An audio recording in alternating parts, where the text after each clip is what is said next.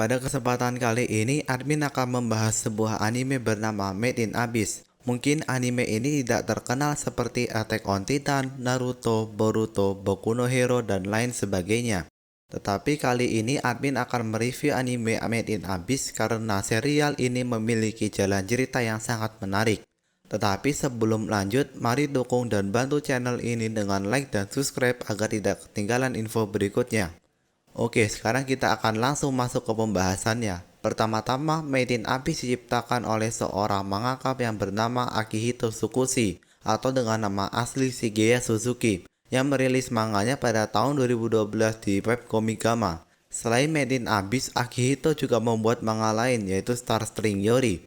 Adaptasi anime ini sudah tayang pada tahun 2017. Diproduksi oleh studio anime Kinema Citrus, anime Made in Abyss sudah memiliki satu season dengan 13 episode.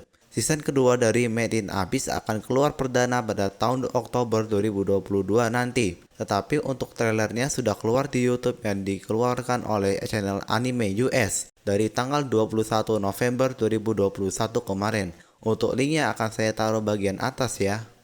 Pada saat video ini dibuat, Made in Abyss menempati urutan ke-51 di daftar top anime dengan skor 8,69 di My Anime List, sebuah skor yang tinggi untuk ukuran penilaian anime. Umumnya anime hanya memiliki skor sekitar 7 hingga 8, tetapi Made in Abyss ini memiliki skor yang lebih daripada itu. Seri lain dari Made in Abyss juga ada, yaitu movie Made in Abyss dengan judul Fukaki Tamashii no Remake, atau dalam bahasa Inggris disebut dengan Made in Abyss movie ketiga, Dawn of the Deep Soul. Film ini menceritakan tepat setelah episode ke-13 seri Made in Abyss yang melakukan perjalanan ke lapisan kelima. Selain itu ada juga film Made in Abyss lain yang terdiri dari movie pertama dengan judul Tabidachi no Yoake atau Journey's Dawn, dan movie kedua dengan judul Houru Suru Tasogari atau Wandering Twilight. Tetapi kedua movie tersebut hanyalah rekap dari 13 episode seri awal Made in Abyss dengan perbaikan grafis dan beberapa scene tambahan saja. Dari yang sudah saya paparkan, sampai saat ini anime Made in Abyss baru memiliki cerita di episode pertama hingga ending movie ketiga. Namun di versi manga ceritanya sudah sangat melampaui dari animenya. Di manganya sendiri, Made in Abyss sudah mencapai chapter ke-61. Di mana chapter ini menceritakan tentang perjalanan Riko di lapisan ke-6 atau disebut juga dengan The Capital of Unreturn. Ini sangat jauh dengan ending movie ketiga yang masih di lapisan ke-5. Alasan mengapa adaptasi season kedua Made in Abyss mengalami hiatus yang sangat lama karena jalan cerita di manganya masih menunggu jumlah chapter yang cukup agar bisa diadaptasikan. Selanjutnya saya akan membahas review dari jalan cerita Made in Abyss.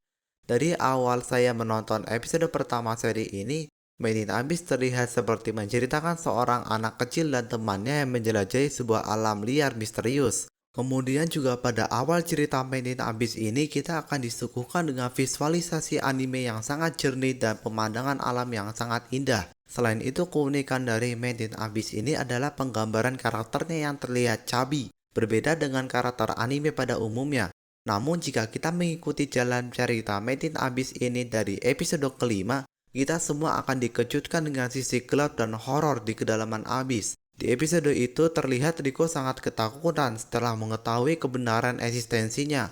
Ini juga mengindikasikan kalau Riko memiliki mental yang belum kuat untuk menghadapi kenyataan tragis yang ada di dalam Abyss. Ini juga secara tidak langsung memperlihatkan bahwa Abyss memiliki keindahan dan kecantikan alam yang luar biasa, tetapi sebanding pula dengan bahaya yang ada di baliknya. Kali ini saya akan membahas Made in Abyss melalui genrenya. Made in Abyss memiliki 3 genre yaitu Adventure, Dark Fantasy, dan Sci-Fi.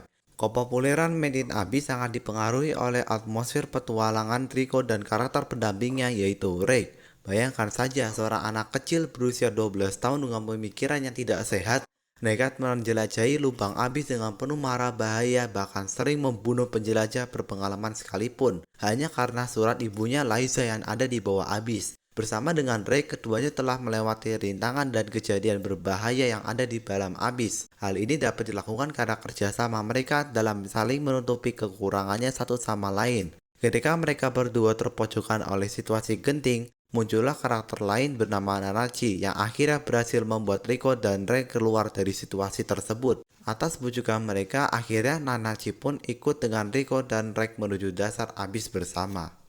Selanjutnya ada juga hal yang paling sangat saya sukai dari Made in Abyss, yaitu anime ini memiliki pendekatan tokoh yang sangat unik.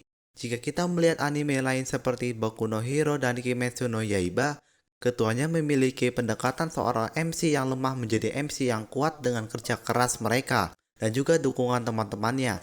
Tetapi konsep tokoh utama yang ada di Made in Abyss sangat berbeda. Di seri ini, Riko sebagai MC adalah tokoh yang selalu membutuhkan pertolongan temannya. Sang tokoh utama pun tidak bisa serba bisa, seperti contohnya saja, Riko memiliki kemampuan masak yang baik namun tidak bisa bertarung. Begitu juga dengan Rei yang ahli pertempuran, tetapi sifatnya agak penakut. Dan Nanachi yang memiliki pengetahuan medis yang luas, tetapi tidak bisa bertarung juga. Sehingga jika salah satu dari mereka terkena masalah atau mati, maka petualangan mereka ke dasar abyss akan terhambat. Unsur dark fantasi di Made in Abyss menurut admin sangat disturbing dan kesan horornya tidak main-main. Contohnya saja yaitu ketika Reg dieksperimen oleh Ambrahen di Idofront. Di situ terlihat para Ambrahen tersebut mengelilingi Reg, sehingga membuat penonton bisa membayangkan seperti seorang psikopat yang hendak menyiksa korbannya. Bahkan jika kita melihat di manganya, kejadian tersebut terlihat lebih horor lagi karena penggambaran scene yang lebih detail. Selain itu, admin juga merasa bahwa unsur dark fantasi di Made in Abyss juga sangat dipengaruhi oleh kekerasan yang ada dan juga kejadian berdarah sepanjang ceritanya.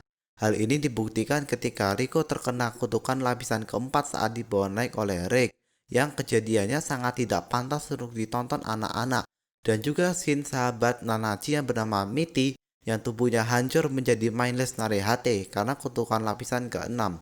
Ini alasan mengapa rating Made in Abyss adalah 17 tahun ke atas, meskipun covernya terlihat seperti untuk anak kecil. Berdasarkan manga dan animenya, Made in Abyss mengadopsi elemen fiksi ilmiah yang sangat keren dan tidak pernah terpikirkan sebelumnya. Di dunia Made in Abyss, lubang kolosal ini menawarkan berbagai hal menakjubkan seperti flora khas yang endemik dan juga fauna yang memiliki tingkat bahaya yang di luar akal.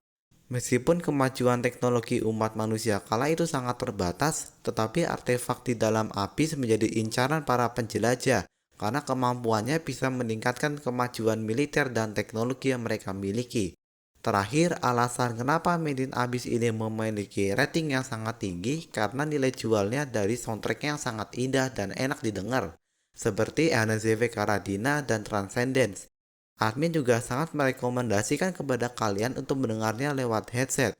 Untuk kalian yang kaya kuota, admin sarankan untuk naikkan resolusinya hingga 720p karena kualitas gambar dan detailnya akan memanjakan audiens. Oke, itu saja pembahasan review Made in Abyss pada video kali ini. Admin akan sangat merekomendasikan anime ini untuk ditonton dan dinikmati bersama. Bagi kalian yang sudah menonton, dapat berdiskusi di kolom komentar dan sampai jumpa di video berikutnya.